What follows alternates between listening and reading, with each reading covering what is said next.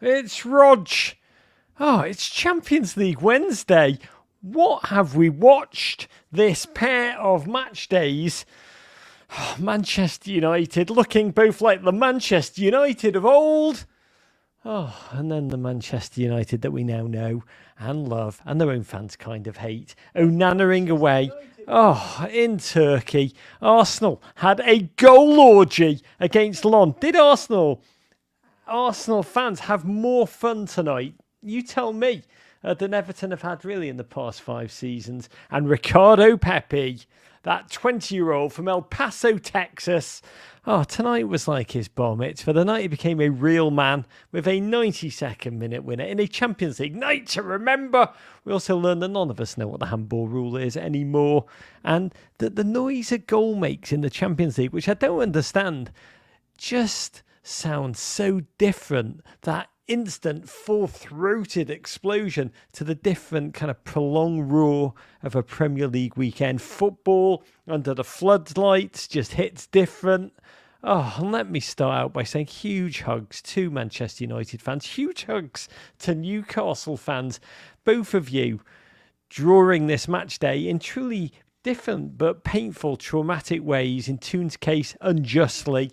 I feel for you. Let us know how you're holding up in the chattity chat. Come and be with us. I can give you a hug in person, because we will revel in it all together here on this Do It Live presented by Cash App.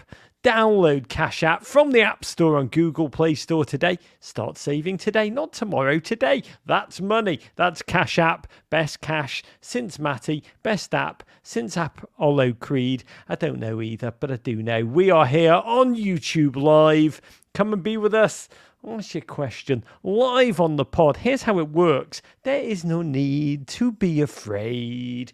You can come and join me on stage, this YouTube stage that we are all sharing. Give me your scorching hot takes, ask your questions about the Champions League, about Premier League, about whatever league, or about life itself.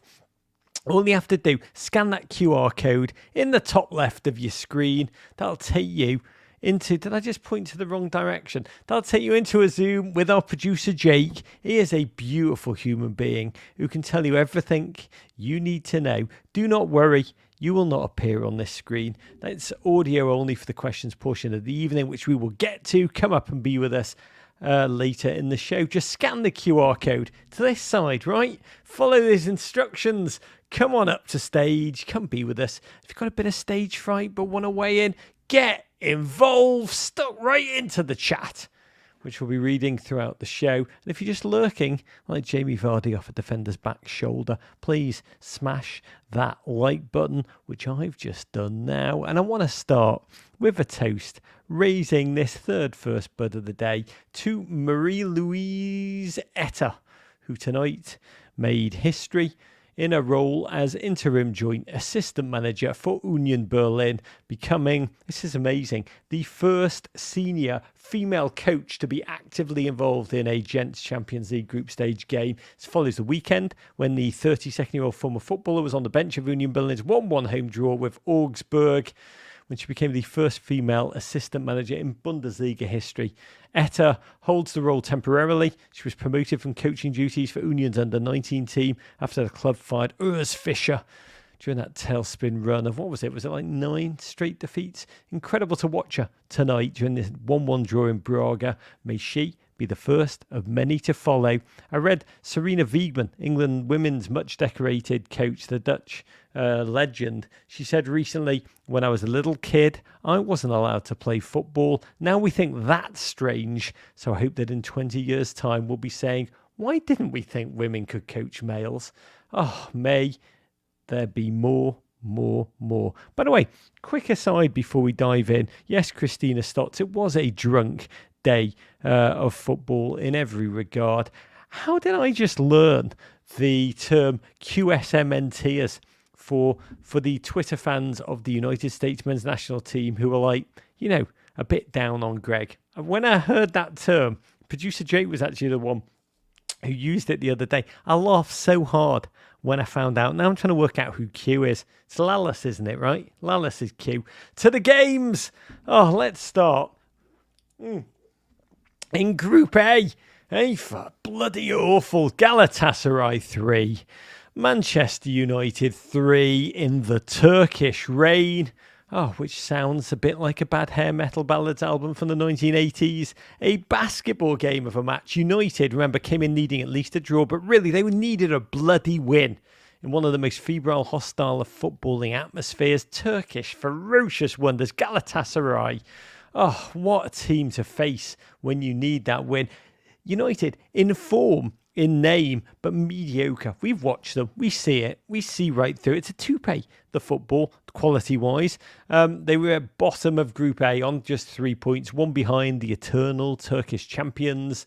And qualification, it's the stakes so important for United, so crucial both to follow up that 3-0 win over the corpse of Everton, carry on that momentum, but really the commercial significance of making the knockout rounds in this, the most goldenly lucrative of competitions, in terms of the bank balance, also crucial in terms of the symbolic level to show that they are once again a truly serious person. And it began so brightly in that whistling cauldron. United had never so much as scored in Galatasaray, even in the Sir Alex Ferguson era.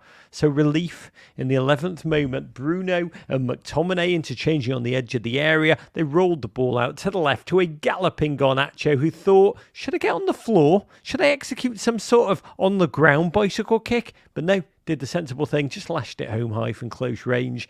You thrash Everton and it'll ail what will fix you. Then Bruno, no doubt tired of all the Garnacho love and spotlight going his way, went to Garnacho, hold my Turkish lager, just charged in. He wasn't pressed, almost invited to shoot, dared to shoot, which he did, simply stepping up and lashing one with arc and power and precision, jaw-dropping, gobsmacking, and the kind of goal when you watch them, you kind of think, why does that not happen more often? And in that moment, it was United 2. Galatasaray, before their stunned home fans, 0. DeAndre Yedlin's boys taking one hell of a beating, 2-0. Most difficult lead, not just in football, but for Manchester United to keep on the road in the Champions League, see Copenhagen. And it became incredible helter-skelter fare. Neither side able to gain traction in the midfield. Galatasaray, so many old friends all over the field. Luca Torreira, Wilf Zaha, and Dombele, and Hakim Ziyech, like some kind of footballing PGA Tour champions. Oh, there's Jack Nicklaus. Oh, there's Walter Hagen. What are they doing there? And it was Ziyech who got the Turkish champions back into it, lashing a free kick low through the wall. Onana, just Onana-ing, I think you call it, hopping the wrong way, wrong footing himself.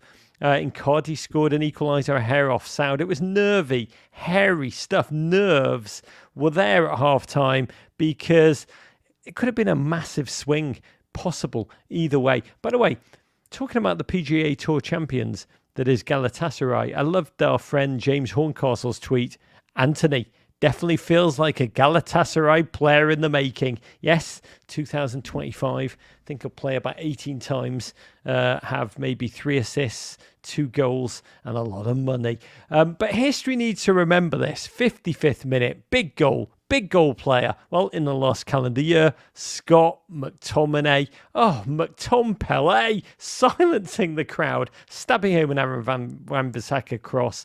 McTominay, this is incredible. 11 goals for club and country in 2023. This is a gent who does not want this calendar year to end, and it all felt so good. Stuff of dreams for Manchester United. United tonight, for about 10 minutes, well, like Whitney Houston, didn't we almost have it all? It all felt so bloody good in this moment. Everton smashed. Galatasaray being walloped in their own backyard with their European pedigree. You think Manchester United will know exactly what to do to kill off this game. But then you think, hang on a minute, this United, they're not able to control games. They can't do that. Højlund went off and the pressure in the United final third just dropped. It was just like released. The air went out the game for them. Ziyech turned the game around with another free kick. Second one given away, it should be noted, rather needlessly by Bruno. And Ziyech went, "Fool me once, shame on you. Fool me twice, and my name is Andre Onana." It was a free kick, lashed, yes, but from distance, went through everyone. And maybe this was Ziyech's theory, that I'll put it in the one place Andre Onana can never save it, which is straight at his wrists. Watching Onana essentially drop the soap in the shower, it'll never get old. It's just elite physical slapstick comedy if you're not a United fan. There's actually an article in The Guardian this morning, headline, "I crap you not, Andre Onana is starting to find his feet at Manchester United." Dude just needs to find his hands, and I think he could probably be a half-decent goalkeeper, but it would get worse for Manchester United. God, 9 minutes later, substitute Kerem Aktürkoğlu just completed the comeback, deliciously tapping the ball home after an exquisite first touch. Find it on Twitter. It is so worth it, because cacophony, one that only served to reinforce the agony for Ten Hag, a painful draw, which will feel, honestly, tonight, I believe, United fans, you tell me, does it feel worse than many of the losses that you've experienced in the Ten Hag era? It is the incredible statistic. United have scored the third most goals in the Champions League this year, but remain bottom of their group. Tells you pretty much all you need to know. They may even miss the Europa League, which at least will mean no awful Thursday, Sunday weekdays. If they are to qualify for the knockout stages of the Champions League, they have to beat Bayern Munich at Old Trafford in the last match day and pray for Galatasaray and Copenhagen draw in Denmark at the same time. Roll on 2 weeks. That is some big hole that United have dug themselves into. Do not stop digging, Erik Ten Hag, because the damage was really done before tonight. In the history of the Champions League, only 10 teams have made the knockout round after accumulating 3 points or fewer with 2 games to play. This is a season-long problem of ill-disciplined performances, lack of focus, inability to shut games down. It was not just a tonight kind of problem. United have squandered 5 leads in Champions League group games this season. That is an agony. 2 of them by 2 goals. As they say in Galatasaray, welcome to hell. In other news, earlier today, it's time for the Cash App. That's money. Moment of the match. And it came in the 92nd minute of Sevilla, PSV Eindhoven, the Dutch, a team with more Americans than the University of Groningen defensive line, 2 goals down in the 60th minute. Insipid play. The Sevilla opener, had to be Ramos, right? Scoring the 10,000th goal in Champions League history. But then some immense comeback spurred when Ocampos was sent off, a second yellow card. And the PSV return, that tenacity, that perseverance, that collective joy and belief. Naughty boy Dest, assist thrown in along the way, and it all led to this. Remember, PSV had never in their history won a game in Spain, but 92nd minute, Yerbe Vitesse and that young Belgian ginge charging down the left, floating an inviting ball. Could it be Pepi who'd come on as an 83rd minute substitute? He created separation from his defender. Watch that run. When you watch that goal, watch the intelligence of his run to create that space. Then he rose up confidently, joyously, emphatically, deliriously, heading home from distance. The first goal by an American in the Champions League this season. First Champions League goal for the 20-year-old from El Paso. He must have dreamed of this. I can't wait to speak to Ricardo Pepi. Is it surreal for him? Running round the Texan pitches, dominating there, now to have this kind of experience on the Champions League night, which is just etched in his dreams. Watching him charge away ebullient, I cannot wait to hear how he experienced it. This is a man so young, scored so many clutch goals in his young career already, but this one was next level, and I am so bloody happy for him. Few American players deserve this kind of joy more, and for PSV, a team that are truly fascinating, and are through to the knockout round for the first time since 2015-16. Tonight, Oh, Pepi, from beating two teams at once in CONCACAF, two late Champions League winners, El Tren is inevitable. Viv writes in the YouTube chat, starting Pepi versus Balogun will hopefully be a battle that we will debate over and over and over as fans for the next decade. It is true, Viv. It is. I mean, we're always looking for clear cut. Who's there now? Who's where? It's that competition that will drive them on. Having that kind of a battle can only lead to wonder. Twilight Management, who's either a Pepi fan in the chat or just loves the Quad City DJs, right? El Tren, jump the choo-choo hype train. Godspeed to you all. Let's savour these kind of moments. I will never tire of them. These American moments in the Champions League as long as I live. Over in Group B, Arsenal hosted Lyon, the French duffers who somehow had beaten Arsenal in the reverse fixture, but who hadn't won in 13 away European matches. Arsenal attacked, and Lons could not defend. Honestly, it's the kind of when my mum, doesn't really like someone. She doesn't like to say she doesn't like them. She just says, "Oh, bless." And that was what I felt like watching Lons try and defend. I was just like, "Oh, bless." 3 goals scored in 10 first half minutes, 5 in the first half, 5 different goal scorers. Arsenal actually the first English team ever to lead by 5 goals at a half-time in a Champions League game. They blew the Les Sang et Or, it's French for blood and gold. They blew him away. Opener by Kai Havertz, 60 million down the drain. Kai Havertz scores again. Watch the narrative flip on that man so quickly. We're going to be all like, was $82 million a steal for him? Were Chelsea ripped off? I mean, should they have asked for 150 milli? With the win, Arsenal qualify as top of the group. Big love to Bukayo Saka. Currently, he owns the competition, leading the number of goal contributions in this campaign with 7. And remember, the 22-year-old had not so much as kicked a football in Champions League play until 3 months ago. Magnifique. Round up of the other quick hits tonight. Italian league leaders Inter Milan humbled at half-time, 3-0 down at Benfica, but rumbled back to grab a 3-3 draw. Alexis Sanchez penalty. Lovely to see that, man. Piano tinkling from the penalty spot to tie things up. Real Madrid faced Napoli at home, went one better than that kinetic 3-2 win in a reverse leg. They went 4-2 tonight. Nico Paz, the young Argentinian Spaniard with the winner, just 19 years old, spanked a seeing eye single from long range into the corner. Jude Bellingham, by the way, scored a truly stunning goal.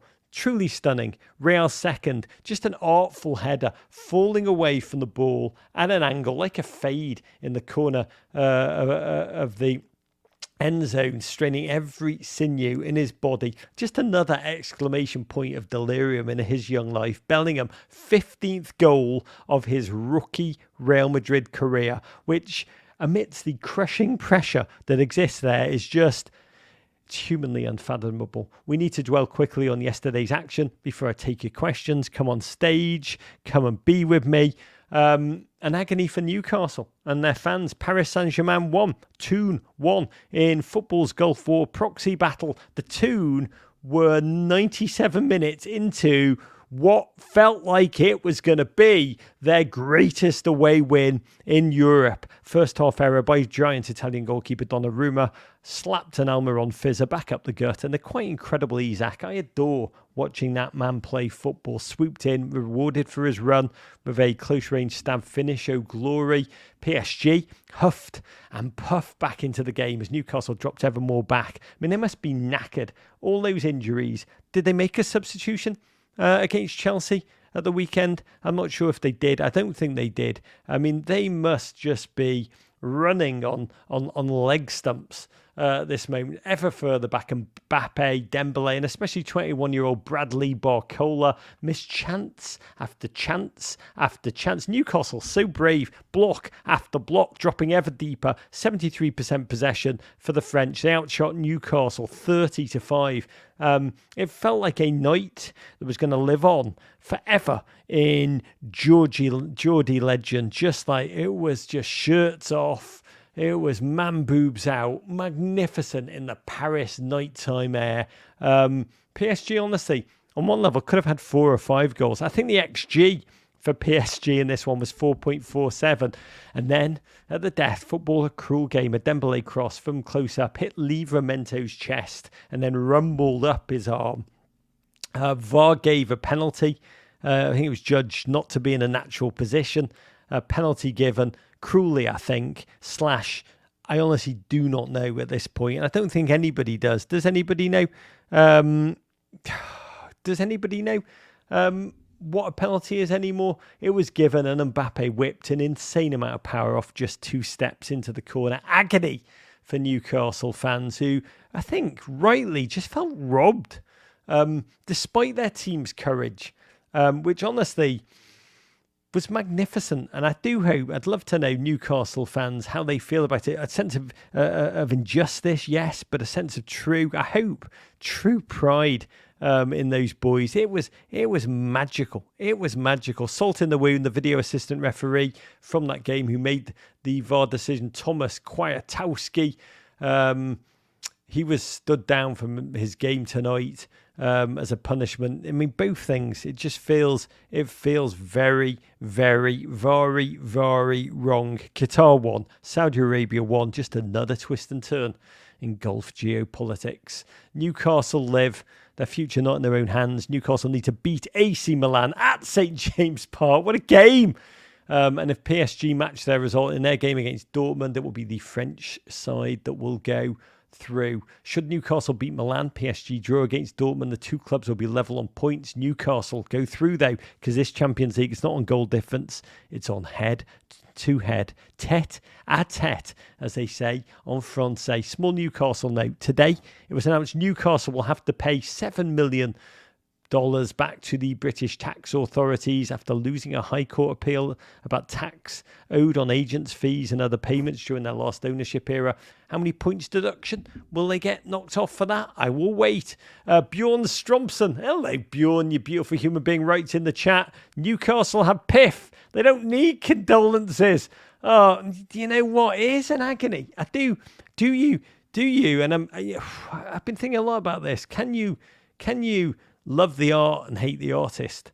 Is that where we are with football now? Keep putting those comments in the chat. Smash that like button, you beautiful human beings. In the other game in that group, hard to watch, Christian Pulisic and Milan crap the bed at home, losing 3-1 to Dortmund. The Germans probably actually the worst squad on paper when that draw was made in what has been hailed as the group of death, but they become the first to qualify, an immense achievement. Really, really wunderbar, baby. Man City, already qualified, guaranteed top of the table, came back from 2-0 down at home against Leipzig, as if it was a training drill organised by Pep to practice what being 2-0 down actually feels like. The insertion of Julian Alvarez and Jeremy Doku early in the second half changed everything. Haaland got his 40th Champions League goal. Let me say that again. His 40th Champions League goal at a younger age than anyone had previously been able to achieve that feat. Alvarez copped the winner. So many weapons. Huge love to Barcelona. Came back from a goal behind to beat Porto, seal a spot in the Champions League last 16. How Felix, the hero. If you've not heard Rory Smith talk about Barcelona's journey this season with their young team, bankrupt in the bank, but off phenomenal on the field, go find it now.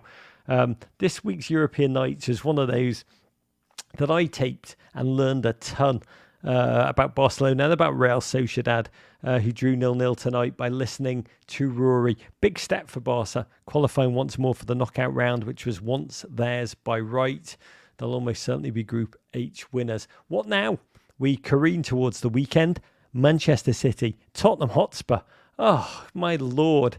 Last 4 in this game. I think Spurs have won 3, lost 1. Can Big Ange get them out of that injury-ridden tailspin? Newcastle United, Manchester United, the Champions League British trauma boys will collide. Welcome to hell to Electric Boogaloo, Eric Ten Hag, and Nottingham Forest Everton, a.k.a. pain. Okay, listeners, to your questions. Here's how things work here on YouTube Live. Presented by Cash App. You just have to scan that QR code in the top left of your screen. God, I hate QR codes. I mean, just like the worst legacy of COVID. But this is a nice one, because on the other side of this QR code is the magnificent Jake, one of the nicest human beings in our operation. He'll bring you onto stage, or you can click the pinned comment in the chat, take you onto a Zoom with King producer Jaco, who can tell you everything you need to know. Do not worry, you won't appear on screen. And for those of you who don't want to ask a question, smash the bloody like button, will ya? Oh, let's start with Daniel T. Come on up, you beautiful human being. Tell us where you are and what's your question.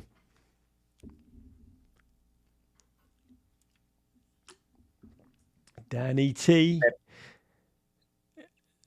Land of the Ricardo Pepi, my friend. Oh, you're from El Paso? That's right, sir. And watching our boys score today was beautiful. God, is everyone out on the streets of El Paso just letting off fireworks and just going bonkers at the moment? The whole street a buzz.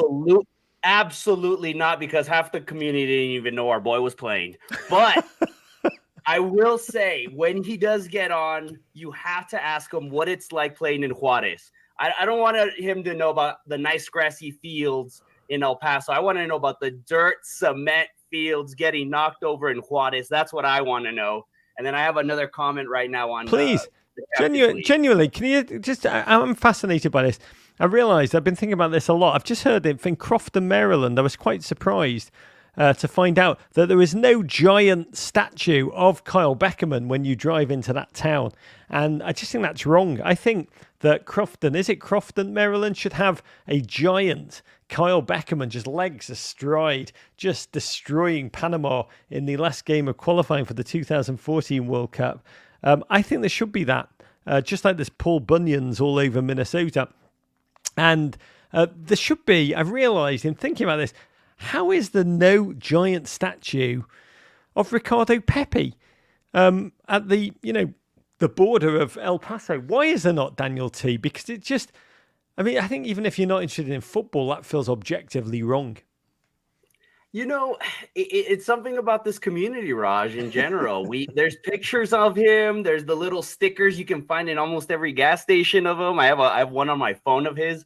But really, is it really genuinely little stickers in every gas station of El Tren? Yes, there is. There is. If you go downtown, you can go on a lot of those gas stations, a lot of those little shops, and there's the stickers. That makes me so unbelievably happy. I love that. I adore that. I can't. El Paso, if I was asked what city in America would I most like to go to, I'm most eager to go to, it is actually El Paso. We need to get out there to do a live show in that incredible city. And now hearing that there are little pictures of El Tren all over town is just that kind of passion, that kind of detail. It bloody thrills me. But this is not my show. This is your show, Daniel T. What was your question? So I'd like to really focus on, something that I noticed today, especially in the Champions League. And that is that the most ignored group in this entire Champions League is Group D and E. And that's two groups. That's two groups. That's like Trinidad and Tobago, Groups D and E. It's one group. Let's just say it's one group. Go on. It's one group that, nobody even knows who's playing in it. But what I would like to say is I honestly think in one of those two groups, we are going to find the UEFA Champions League finalist. And I'm telling you, I think it's Atletico de Madrid. And the reason that I tell you this, Raj, is when you look at the data, you look at the expected goal difference per 90 minutes, Atletico is the best in La Liga. Their non-penalty expected goals plus assisted goals per 90 minutes, second best, only trailing Girona by a 0.1 differential.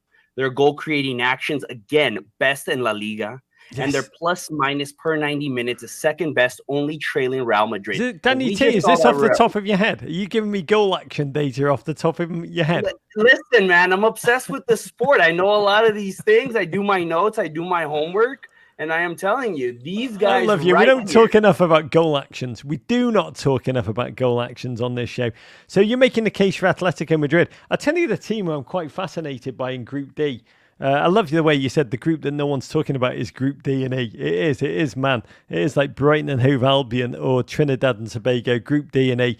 Real Sociedad, Inter, Salzburg and Benfica. Group E, Atleti, Lazio, Feyenoord, Celtic. It's Real Sociedad. God, just magnificent. The least goals conceded this entire tournament. I think they've just leaked 2. I adore watching this team. They're a fascinating, such a local, authentic, joyous product. We talked about them with Rory Smith in depth. Find that. I think it's on YouTube even. Stay on YouTube after this and go and check out the Euro Night segment, because Rory talks about that place in depth. When you hear Rory talk about Real Sociedad in that incredible town of San Sebastian, I defy you to not get it. When I finished taping with him, I was just like, oh, mate, we got to go to San Sebastian together, baby. I mean, it is the way they can just adapt to the different styles of football, the different challenges of football. They're Spanish technicians, yes, but they also, as authentic Basque reflections of their reality, have the grit of more pragmatic football, which can be, that kind of tactical nous can be just once we get to the wide open waters of knockout football, can be absolutely savage, what Americans would call a really, really tough out. By the way, when you look at Group E, Atleti, Lazio, Feyenoord, Celtic, the team that I think everyone's sleeping on in Brodge's imagination is undoubtedly Celtic, despite the fact that they're already eliminated. Daniel T, let us make that giant statue of Ricardo Pepi just a reality. Let's start a GoFundMe. I would love that. If you know all those Paul Bunyans in across Minnesota outside of different towns, I think many towns are even competing who's got the real Paul Bunyan town, who's got the biggest bloody Paul Bunyan. We should have just a giant Ricardo Pepi. We'll even get Greg to chip in. We will do this, a GoFundMe for a statue. It is going to be magnificent. Come be with us anytime. Daniel T, you incredible human being. Oh, it's time for Will from Florida. Oh, Will, tell us where you are in Florida and what's your question? Hey, Raj, it's Will from the south part of Florida, just outside of Miami, though. Not a native by any means, very much from the northern part of the country, but enjoying it down here. And my question involves Arsenal. The 6-0 demolition today, 5-0 in the first half, top of the Premier League. Are we normalizing Arsenal being quite good again? And are they the most kind of overlooked team in the kind of top of Europe right now, whether on the Champions League side or the Premier League side? And we've come to expect Arteta to do great things, but we're not that far off from them being sort of a fledgling, middling team. And it's wild how this has happened without a lot of people taking major notice. Do we just expect them to collapse again? Is that why we're dismissive? How do you reconcile where Arsenal are right now in this moment? God bless. Noah Holland in the chat says, did you have the opportunity to see my beautiful Arsenal today? Can they finally win it? I think the only reason we're not talking about Arsenal as potential Champions League winners is because, well, Arsenal are resplendently atop the Premier League. That's the narrative that we're all utterly ensconced with right now. The question, that has been the dominant one in that nature of bore is a vacuum. There was nothing to talk about after the weekend. I think on Monday Night Football, Carragher and Neville were losing their minds over whether Arsenal are better than last season, even though the football is not as buccaneering. Are they better? Do they look like they actually can compete for that title in a more serious, pragmatic way than they did last year? That's the narrative that we are all utterly convulsing over right now. And the reality is, you can only be obsessed with one narrative at one time. Having said that, most of the Arsenal fans that I speak to, maybe it's once bitten last season, twice shy, know that it's hare and the tortoise, and Manchester City is that. Well, they're not really a tortoise, are they? But bloody hell, they are the kind of tortoise that can just easily rip off a 15, 16 game unbeaten run right after Christmas. That's what Pep has timed this team to do. So they kind of know, like that question, it's a beautiful question right now. I don't know what you're feeling, Arsenal fans. Where are you in terms of the Premier League and what is utterly possible for you? I actually think, bizarrely, if Arsenal are, and when the question from Noah Holland is, can we win it? They're most likely to win, the thing they're most equipped to win, the thing that they, ultimately may end up focusing on is the Champions League. I mean, that's really just because Manchester City are so unbelievably omnipotent. They are so inevitable. They are so dominant. There will come a moment, I have no doubt, when, why not the Champions League? Why not? Particularly, I mean, you think of the Benitez Liverpool sides that were just primed for Champions League play, just able to score, able to grind out. This new pragmatic Arsenal gives them that ability. Christina Stott's also going to get a test with PSV for match week 6 on December 12th. My God, watching Pepi face that Arsenal backline for his 8-9 minutes at the end is going to be absolutely cannot miss television. Next up, oh my Lord, it's Dan Malloy. DM, slide on in here. Tell us where you are and what's your question. Good evening, Raj. I'm here from Detroit, Michigan, up Detroit City Football Club. God bless. What an incredible football operation they are. I actually had on, when I walked my dog, Martin Scorsese, I've been getting up super early, like 5 o'clock. I've been walking in the pitch black, which is not advisable. But I have done it with courage because I've been wearing my Detroit City FC woodland beanie, and it gives me such great joy, Dan.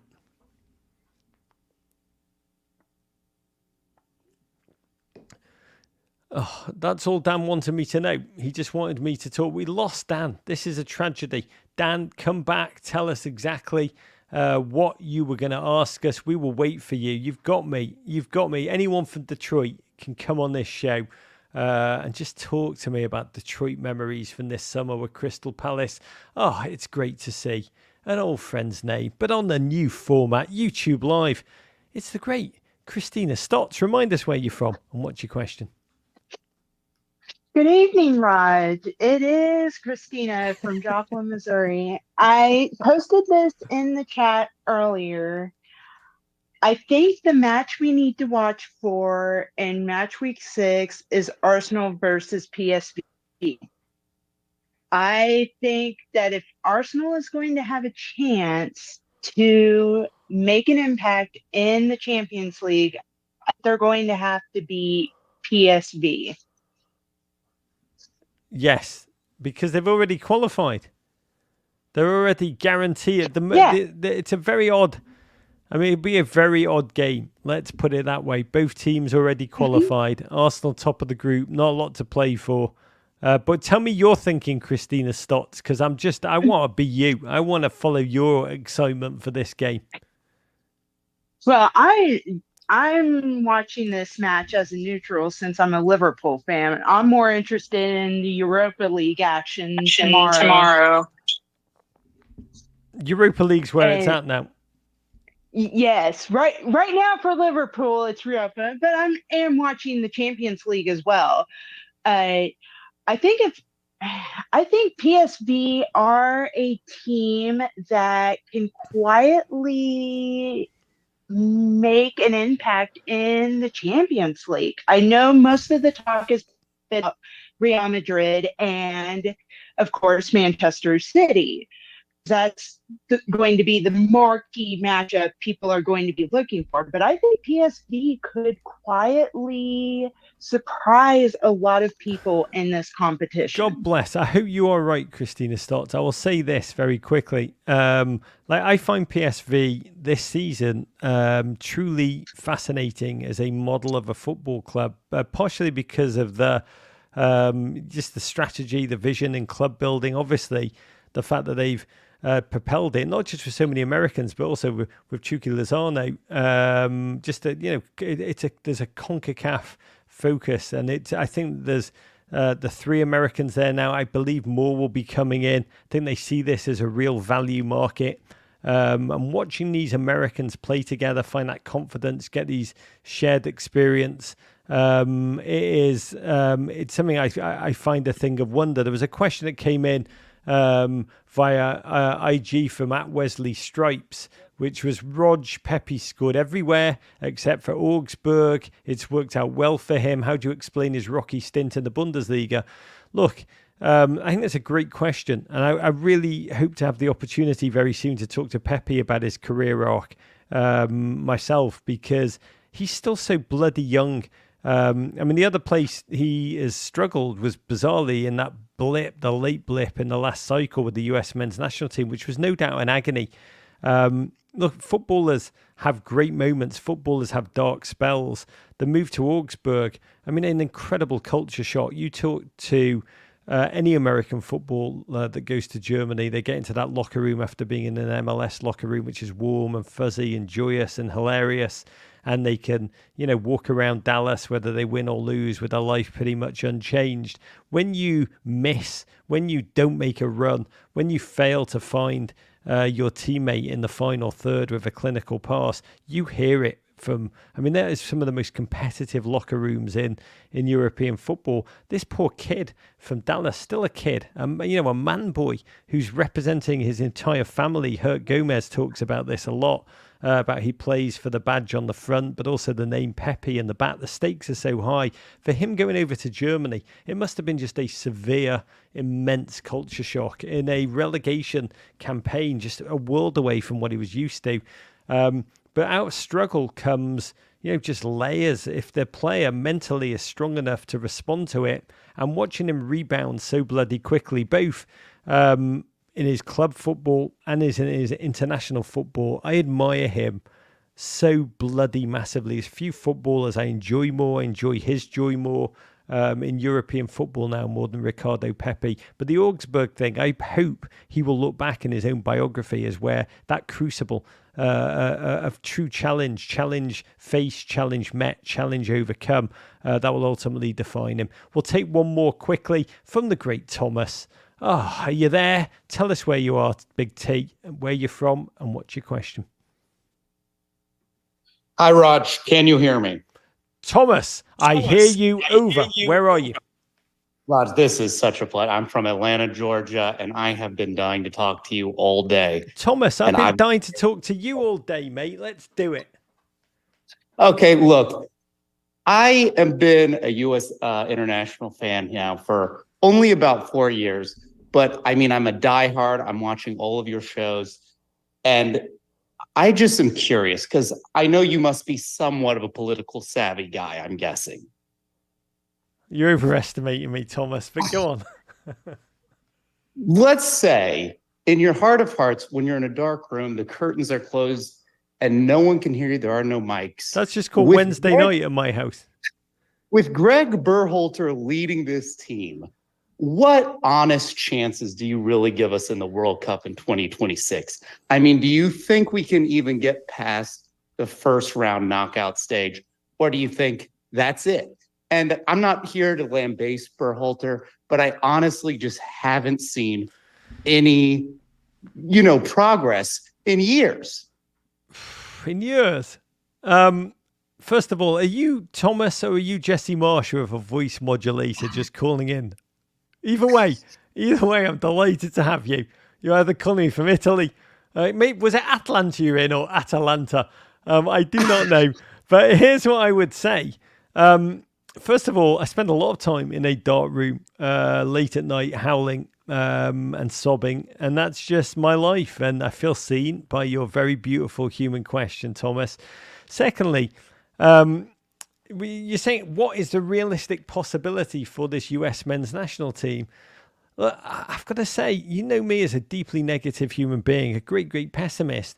I feel like much is possible. Much is bloody possible for this US men's national team. I really, really do. I've just had a question dropped in from our email about Everton and a slither of optimism. That's far more complicated.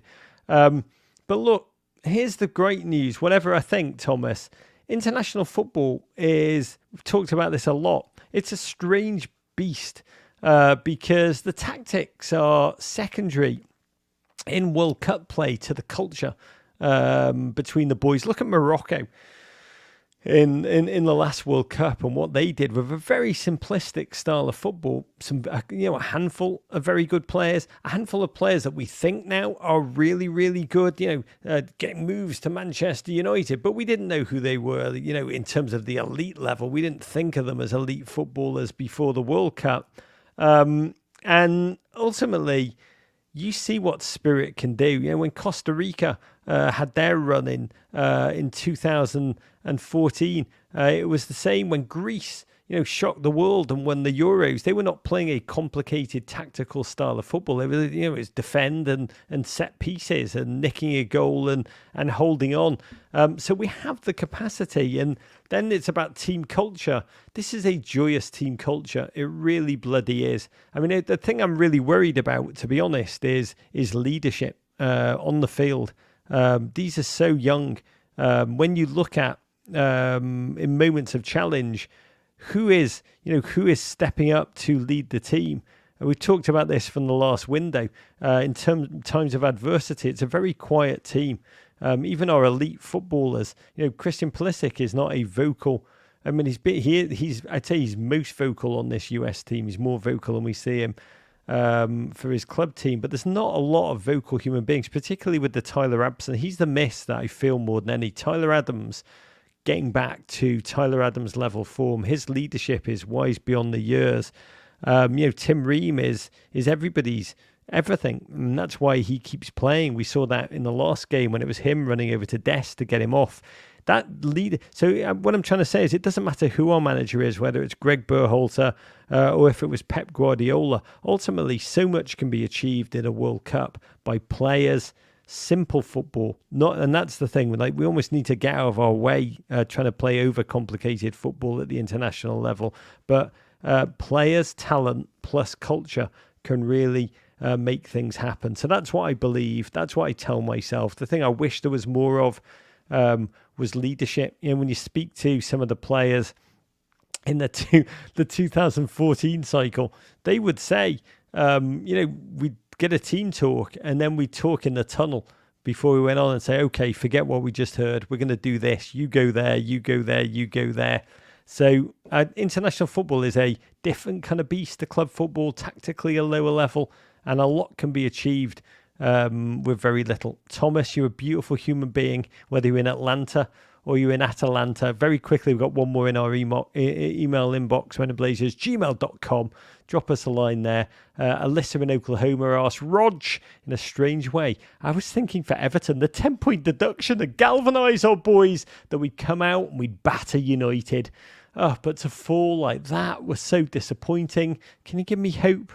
Or the opposite of despair? I love that you either want hope or the opposite of despair. This season is just going to be a roller coaster, Alyssa, and the football will be like this for Everton Football Club. I'm dreading, I want to be candid, dreading the Nottingham Forest game at the City Ground, dreading in the face Origi possibly coming on again against us for Nottingham Forest is cut from an Eli Roth slasher film as far as I'm concerned. However, the courts, we don't watch football for the football. We watch it for the super injunctions and the counter injunctions. I want our representative in this appeal to be all like, objection, overruled, objection. I want that. I want a bit of Everton getting in there like Ali McBeal or LA Law or any of those things that are on television that tell us what happens in those cases. Objection, overruled. God bless. That is where you will get your hope. I think this 10-point thing is going to come down. Objection, sustained. And I believe it deeply. God, wouldn't it be great to write a one-man play? Is it a one-man play? No, it's not.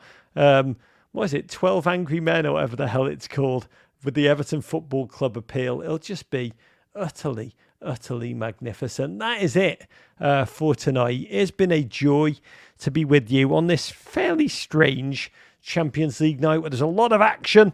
The early window, boom. The late window, what Rory Smith called a lot of phony war. But before we go, quick look at everything coming up on Men and Blazers Media Network. All of it powered by Bud Light. Easy to drink, easy to enjoy. Coming up tomorrow on the MIB Media Network, our podcast, Men and Blazers Early Kickoff. I love that. I get out of bed, genuinely. Sometimes I was going to say, before I put on my underpants, I'll listen to early kickoff. That's true, probably too much information, but it features Sammy James and our mighty London-based team providing comprehensive coverage of all of the day's biggest stories. Essentially, think of this show as if, you could read every English newspaper to catch up on football if you had 4 hours. You don't. Listen to this podcast. It will tell you everything you need to know in just over 10 minutes. There are just 5 days a week waiting to grace your ears. It's always there on a separate pod feed from this one. Search Men in Blazers Early Kickoff to tap into that beauty. Thanks to all of you for joining me. Thanks to my team for sorting out this YouTube live. I don't take it for granted. You're all magnificent. Producer Jake, by the way, he just lingers in that QC cave, QR code cave, the whole time until we're here again next week. And most of all, thanks to Cash App for supporting this, for bringing this joy to the world, or at least this joy to my little small life. I'm going to do what you told me I'm going to do, which is now turn the lights off, shout at the moon, probably cry a little bit, and get ready for the weekend. Come be with us. Godspeed. This is Rog saying courage.